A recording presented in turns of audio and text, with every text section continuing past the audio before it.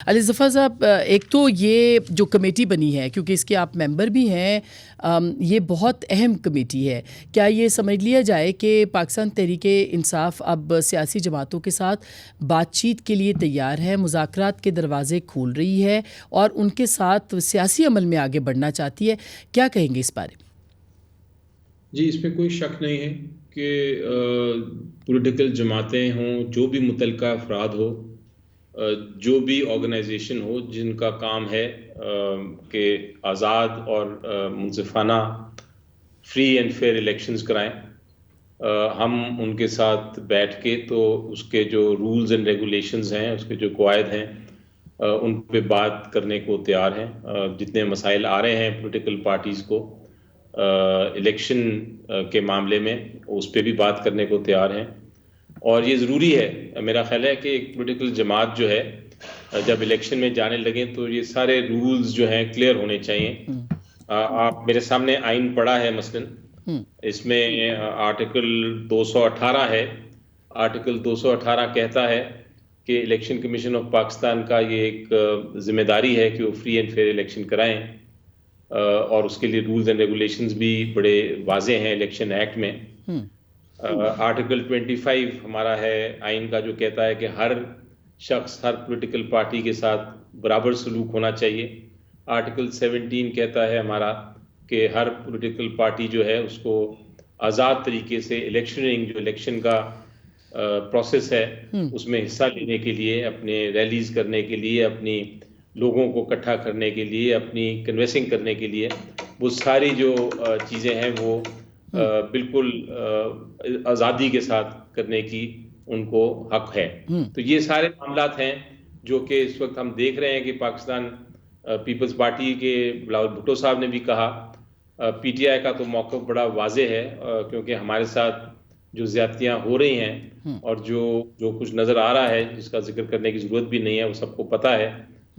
वो उन सारे मामलात को हम बड़ी रेज़ करते रहे हैं। हमने एक चार्टर ऑफ डिमांड दिया है इलेक्शन कमीशन ऑफ पाकिस्तान को। जी। उस चार्टर ऑफ डिमांड में भी बाकायदा ये सारी चीज़ों की वजाहत की है, जिसमें इलेक्शन सिंबल का मामला भी हमने उठाया है, और ये भी बताया है कि किस तरह बाकी पॉलिटिकल पार्टीज़ को रैली करने की इजाज़त हो रही है, हमें रैलीज निकालने की इजाज़त नहीं है। ये भी जिक्र किया है कि लोग हमारे अरेस्ट हो रहे हैं, वो उनके खिलाफ मुकदमात हैं, वो बाहर निकलने की कोशिश करते हैं तो एक और मुकदमा बन जाता है। उस सूरत हाल में फ्री एंड फेयर इलेक्शन होते हमें नजर नहीं आ रहे। तो ये सारे मामलात के ऊपर बात करने के लिए ये पॉलिटिकल कमेटी बनाई गई है। और मेरा ये ख्याल है बहुत सेठ साहब, ये बहुत अहम डेवलपमेंट है तहरीक इंसाफ के बिहाफ पे भी और पाकिस्तान की जो मौजूदा सियासत है उसके हवाले से भी। तो आपकी ये डिमांड्स जो है आप किसके सामने रख रहे हैं? यानी सियासी जमातों के सामने रख रहे हैं, आप इलेक्शन कमीशन के सामने रख रहे हैं, या किसके सामने? क्योंकि ज़ाहिर है पॉलिटिकल इंगेजमेंट जो है वो तो सियासी जमातों के साथ ही होगी।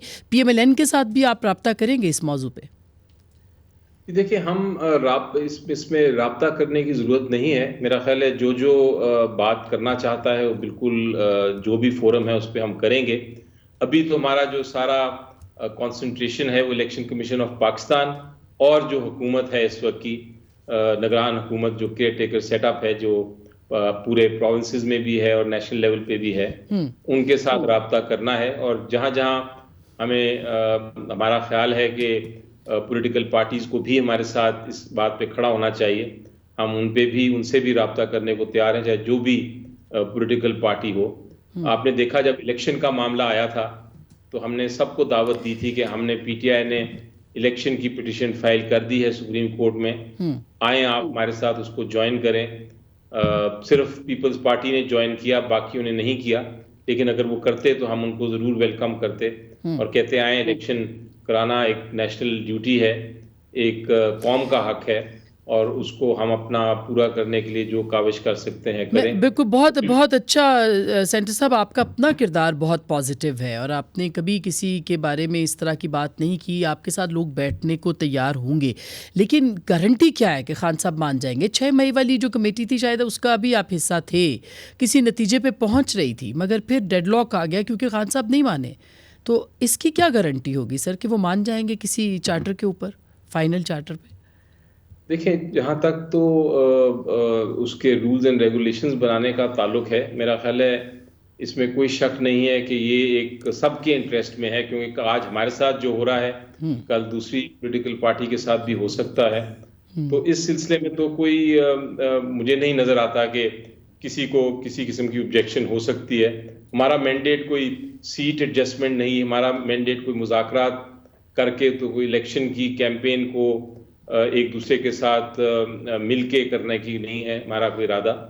इसलिए इसमें तो कोई वो मैंडेट ही नहीं है, तो वो तो ऑब्जेक्शन हो नहीं सकती। जहां तक रूल्स एंड रेगुलेशंस बनाने का ताल्लुक है, मेरा ख्याल है उस पर कोई ऑब्जेक्शन नहीं होगी।